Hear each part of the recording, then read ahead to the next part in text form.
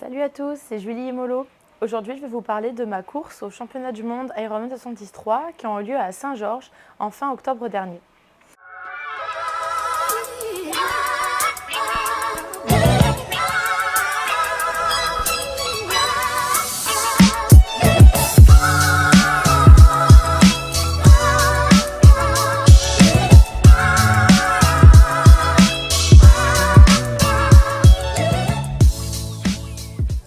Alors comme on dit, il n'est jamais trop tard, c'est pour ça que je vous sors cet épisode maintenant.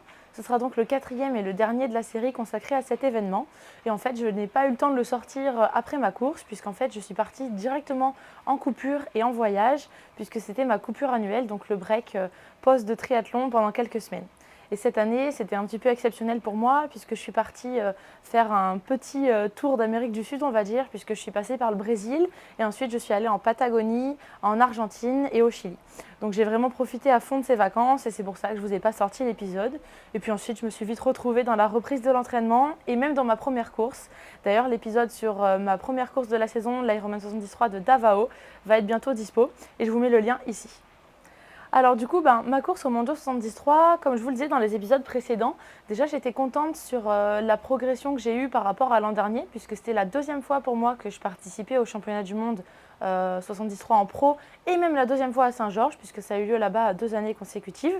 Et je suis vraiment fière de moi dans le sens où j'ai vraiment fait des gros progrès sur ma façon d'aborder la course, sur par exemple mon stress les jours d'avant, sur le fait d'arriver à me relâcher beaucoup plus, et même aussi le fait de me sentir quand même plus légitime, parce que la première fois, je ne savais pas vraiment si j'avais réellement ma place parmi les meilleures mondiales. Et cette deuxième participation m'a montré que franchement, voilà, j'ai envie d'y retourner et je ne regrette pas. Et je pense que je peux quand même dire que j'avais ma place. Alors du coup, oui, la course était quand même un petit peu particulière. Comme je vous le disais dans l'épisode 3, on a eu en fait un changement de météo quelques jours avant la course. C'est-à-dire que toute l'année, tout le monde s'attendait à une course très très chaude à Saint-Georges. Tout le monde se préparait à avoir vraiment chaud et en fait, ce n'est pas du tout ce qui a eu lieu. Puisqu'il était même question peut-être de devoir raccourcir ou même d'annuler la natation à cause non pas de la température de l'eau, puisque celle-ci était normalement, je crois, entre 10 et 12 degrés, mais à cause de la température de l'air extérieur le matin à l'heure de la sortie de l'eau. C'est-à-dire que le jour de la course, il faisait 1 degré. Il faisait 1 degré au parc à vélo au moment où on est sorti de l'eau. Donc ça, c'était des choses auxquelles personne n'était vraiment préparé. Tout le monde a essayé de trouver une veste de secours dans ses affaires, alors que c'était pas censé être la météo de la course, quoi. Personne n'avait vraiment prévu ça. Le jour de la course, j'ai vu des filles avoir préparé du papier alu pour mettre à l'intérieur de leur veste. Tout le monde a essayé de trouver des gants autant que possible. Certains ont mis des manchettes, voilà. Tout le monde a un peu fait avec les moyens du bord pour pallier à ce truc un petit peu imprévu que nous a fait la météo. Donc du coup, sortie de l'eau 1 degré, ça m'a aussi moi perturbée parce que je ne m'y attendais pas, mais boire une gourde avec de l'eau à l'intérieur qui a 1 degré, c'est pas pareil. Donc au niveau du ventre aussi, c'est pas le même ressenti. Quand le ventre il se reçoit du liquide hyper froid, c'est plus dur de boire. En plus, forcément, quand il fait moins chaud, on a moins soif. Et en plus, si boire c'est à 1 degré, on n'a pas envie de boire. Donc au final, c'est des petits détails comme ça qui ont fait que la course s'est pas passée comme prévu. Moi, j'avais vraiment envie de tout mettre en place pour faire la meilleure course possible. C'est-à-dire, je voulais vraiment... en fait, moi, mon rêve, c'était de réussir à faire la course, on va dire, parfaite, un peu de ce que tout le monde rêve toujours de faire. Mais en fait, de tout réussir du début à la fin, de mettre en place tout ce que j'ai pu apprendre sur les autres courses, tous les enseignements que j'ai pu en tirer, toutes les erreurs que j'ai pu faire par le passé, ne pas les refaire là. C'est-à-dire, par exemple, c'est tout bête, mais des fois, on ne pense pas à boire. Ou alors, pendant, on n'a pas soif, puis on se dit, c'est pas grave, j'ai pas besoin, ça va pas durer si longtemps. Si, les fois d'avant, j'ai appris que si on ne boit pas suffisamment, on le regrette. Si on ne mange pas aux heures prévues, on risque de faire une hypo. Tout ça, j'avais envie de vraiment bien l'appliquer et bien le mettre en place. Et en fait, comme toujours, la course parfaite n'existe pas, donc ça ne s'est pas réellement passé comme ça. Donc je trouvais ça déjà très rigolo, en fait, parce que en fait, on a toujours des attentes qui sont... parfois, il y a toujours un truc inattendu qui va faire que ça ne va pas pouvoir avoir lieu.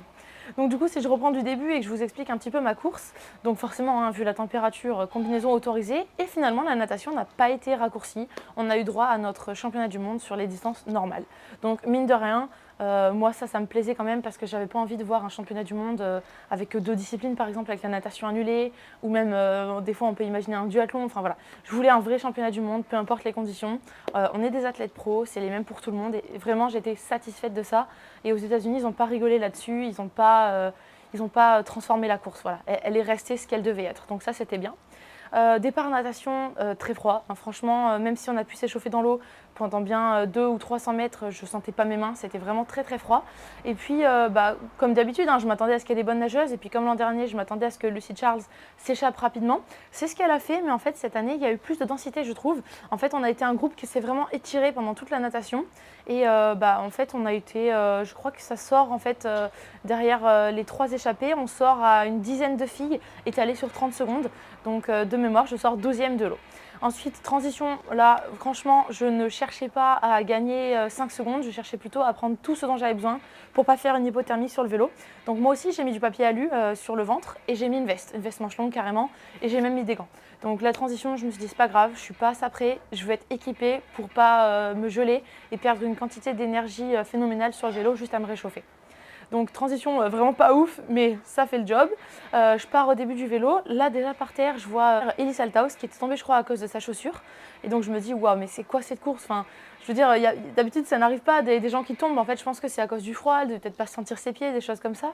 Et puis quelques mètres après, je vois, en fait il y avait on partait au début, on longeait le lac et ensuite il y avait un aller-retour au tout début du parcours vélo, aux alentours du 10e kilomètre. Et là je vois en fait déjà des filles qui sont en train d'abandonner, certaines. Il y en a qui ont fait que quelques kilomètres en vélo avant de décider d'arrêter. Et je me dis, ouais, ok, cette course, elle va être vraiment spéciale. Ça va pas être une course comme les autres. Il va falloir être solide et garder un focus et rester fort dans la tête. Donc moi au début du vélo, je suis un petit peu déçue quand même parce que je compte, au demi-tour combien de places il y a devant moi et je suis un peu surprise de sortir si loin de l'eau. Je m'attendais quand même pas à ça. Et puis au final, je me dis voilà, que ça va être une course où il faut être patiente, qu'il va peut-être y avoir des filles qui vont faire des hypothermies devant, des gens qui vont mal gérer. Voilà, course particulière, gestion particulière et surtout adaptabilité. Donc du coup, rapidement, à la sortie de Saint-Delo, on se retrouve à 3 avec Elise Althaus et Jackie Hering. Moi, je suis quand même assez prudente parce que je m'attends à ce que la course se durcisse après. Donc je prends pas de risque et j'essaye de suivre le rythme en étant bien à distance. Puisque en fait, c'est quelque chose que je retrouve quand même assez souvent dans mes courses. J'ai tellement peur d'être trop près que je suis carrément trop loin. C'est-à-dire que la limite c'est 12 mètres, et ben moi au lieu d'être à 15, j'ai tellement peur que je suis plutôt à 20. Donc j'étais assez prudente mais du coup assez loin aussi. Moi pour être honnête au début j'avais des sensations vraiment atroces, c'est-à-dire que je sentais rien. En fait je ne sens même pas ce que je fais avec mes jambes, il fait tellement froid. Je ne sais pas si je mets 150 watts, 200 watts, 250, je ne sens rien. Et ce que mon compteur me dit en fait, ouais je le crois mais ça n'a rien à voir avec les sensations que j'ai. Alors j'ai mis, je pense, à peu près 30 km avant de me réchauffer et de retrouver des sensations sur le vélo. Heureusement pour ça, je pense que ça m'a aidé quand même d'être avec ces deux filles, avec Elise Althaus et Jackie Hering, parce que du coup ça me rassurait un petit peu, parce que moi je n'avais pas confiance du tout en ce que j'étais en train de faire, vu que j'avais des très mauvaises sensations. Et je me disais que si j'étais avec elles, c'est qu'on était globalement en train de faire ce qu'on est censé faire au niveau des allures en vélo. Ensuite, j'ai bien aimé le passage au niveau de l'hôtel là où logeaient les Norvégiens. Il y avait une super ambiance. D'un coup, on a retrouvé plein de public. C'était quand même assez rigolo pour moi de me faire encourager par Gustav Iden ou Christian Blumenfeld parce que je veux dire, c'est des gens que j'ai toujours vus sur les réseaux sociaux, que j'ai vu faire des courses et que j'ai toujours... c'est un peu des idoles, quoi. Donc les voir pour de vrai, c'est une chose. Faire la course que eux font aussi, c'est une chose, mais carrément se faire encourager par eux, c'était autre chose. Donc ça m'a vraiment fait un petit coup de boost au moral, quoi. Ça m'a fait plaisir. Il y avait beaucoup de public aussi à cet endroit-là, c'était vraiment sympa. Et puis ensuite, on arrive sur la fin du parcours, quand on va bientôt se rapprocher de la ville à Saint-Georges, avant d'aller faire la boucle par Ivins et par Snow Canyon. Donc à ce moment-là, moi j'ai quand même conscience d'un premier problème, je suis dans un dilemme, c'est-à-dire que j'ai pas du tout soif. Mes gourdes sont glacées, comme je vous le disais tout à l'heure, c'est vraiment très très froid. Donc ça me fait mal au ventre de boire, mais je sais qu'il faut que je boive parce que dans mes gourdes, j'ai aussi mon apport en glucides, en carbohydrates, et il ne faut pas que je le perde. Mais ça me fait mal au ventre de le prendre.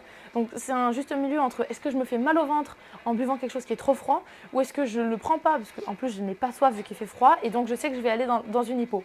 Et ça en fait j'en prends encore plus conscience juste avant l'aller-retour à Ivins qui mène à Snow Canyon. Puisque là, en fait, je commence à être un petit peu dans le mal et je sens que c'est le début de l'hypo. Sauf qu'en fait, j'ai quasiment rien mangé depuis le début du vélo, ni rien bu. Et j'en ai pas envie, ça passe pas du tout. Donc je m'oblige à prendre un gel, je m'oblige à prendre une pâte de fruits. Et en fait, c'est à ce moment-là que je laisse partir Elise Althaus. Voilà, je suis plus le rythme. Et en fait, je commence, à ce moment-là, je pense que je suis un petit peu en dedans, en redoutant d'être en hypo dans Snow Canyon. Et donc d'un coup, je ralentis sur mon rythme et j'essaie de prendre moins de risques. Ensuite, Snow Canyon, je le redoutais beaucoup parce que la première année sur mes mondiaux, ça avait été un mauvais passage pour moi. En fait, cette année, c'est passé beaucoup mieux. Je pense aussi qu'être arrivé longtemps avant sur place et l'avoir fait plusieurs fois à l'entraînement, ça m'a pas mal aidé. Donc voilà, Snow Canyon passe mieux que la première fois. J'ai pas le même braquet aussi, puisque la première année, j'étais quand même allée en monoplateau. Et voilà, donc Snow Canyon passe. Et ensuite, il ne reste plus que la descente jusqu'à retourner au centre-ville de Saint-Georges et attaquer la course à pied. Donc je pose le vélo en 15e position. En soi, c'est pas trop mal, c'est déjà beaucoup mieux que les années d'avant. Mais moi, j'ai pas un super sentiment d'avoir fait un truc de ouf en vélo, quoi. J'ai l'impression plutôt d'avoir subi la course avec des très mauvaises sensations à cause du froid et d'avoir mal géré aussi par rapport à la nutrition à cause du froid, mais en sachant que c'était une erreur que j'étais en train de faire. Donc j'espère que ça va aller mieux sur la course à pied. Effectivement, sur la course à pied, quand même, je retrouve des sensations normales. Ça s'est réchauffé, il fait à peu près 14-15 degrés. Donc là, on est sur des conditions de course normales, qui sont même idéales, on va dire, pour courir. Et puis de toute façon, je laisse ma veste à la transition. Donc on va dire course classique sur la course à pied. Par contre, parcours assez difficile. Alors il a changé par rapport à 2021, mais c'est un parcours en fait où il n'y a quasiment jamais de plat. On est soit en faux plat montant, soit en faux plat descendant. Et en haut du parcours, on passe dans un golf. Donc c'est très sinueux, plein de montées, descentes, des petits talus. Voilà. Donc parcours qui s'annonçait assez compliqué, qu'au final j'ai pas non plus trop redouté. Je trouve que ça passait assez vite. Voilà, au final je me sens un petit peu mieux en termes d'hypo, ça va, je me sens pas trop dans le mal. Par contre, encore une fois, impossible de prendre les gels que j'étais censée prendre sur la course à pied, il n'y a plus rien qui passe. Donc je commence à avoir l'habitude que ça soit assez difficile de s'alimenter à pied, donc voilà, je fais la course comme ça. Moi, j'ai des pas trop mauvaises sensations, mais en fait, sur la montée, quoi, ça paye pas du tout, on va dire, les allures que ça donne. Donc malheureusement, le chrono au semi n'est pas ouf, mais moi, en tout cas, j'ai réussi pour une fois à être vraiment très, très impliquée, moi, mentalement, à être super concentrée, à pas me préoccuper des autres, à pas me soucier de « Ah, c'est grave de perdre une place, c'est pas grave ». Non, en fait, j'étais vraiment focus sur ce que moi, j'étais en train de faire, sans me concentrer sur les autres, et c'est passé très vite, et j'étais contente d'avoir réussi à être aussi concentrée sur ma partie course à pied, chose que j'avais moins réussi à mettre en place sur le vélo. Et donc du coup, je termine 20e de cette course. Sur le principe, c'est quand même mieux que 25e l'année d'avant. Après, moi, je compare pas trop les deux éditions parce que cette année, il y avait vraiment toutes les meilleures mondiales. Franchement, je pense qu'à part une ou deux spécialistes du full, il y avait vraiment tout le monde. Je pense par exemple à Danielle Arrive qui n'était pas là ou à Laura Philippe, qui sont des filles très très fortes sur full. Mais bien sûr, elles auraient fini devant moi sur cette course, mais ça n'aurait pas énormément changé la dynamique. Et j'étais très contente de participer à un championnat du monde où il y avait vraiment toutes les meilleures et une telle densité. D'ailleurs, il y a même plus de partantes chez les femmes cette année que chez les hommes en pro. Donc c'est quand même une belle édition. Donc voilà, faire 20e et 2e française, c'est quand même une bonne satisfaction pour moi pour cette fin de saison. Je suis assez déçue parce qu'en fait, j'en attendais énormément de cette course et elle n'a pas été aussi extraordinaire que ce que j'attendais. C'est-à-dire que j'aurais aimé vraiment, moi je m'imaginais une course où j'allais pouvoir être à fond du début à la fin, avoir aucun regret, tout donner en natation, tout donner en vélo, tout donner en course à pied, arriver et m'effondrer. En fait, une course, ça se passe jamais comme on l'a imaginé. C'est-à-dire que la natation, je me suis retrouvée rapidement en queue de groupe et je pouvais rien faire d'autre parce qu'après, c'est très dur de remonter.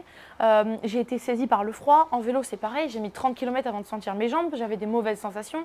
Ça m'a impacté sur ma stratégie nutritionnelle. Et au final, les watts sont pas ouf, pas impressionnants. J'ai déjà fait mieux, donc je suis aussi déçue de ça parce que quand on va au championnat du monde, on s'attend à faire la meilleure course qu'on peut, quoi. On espère être dans la meilleure forme et faire tous nos records. En fait, ça se passe pas forcément comme ça. Et au niveau du semi, c'est pareil. J'aurais aimé reclaquer un beau semi, refaire comme j'avais pu le faire au Sable d'Olonne.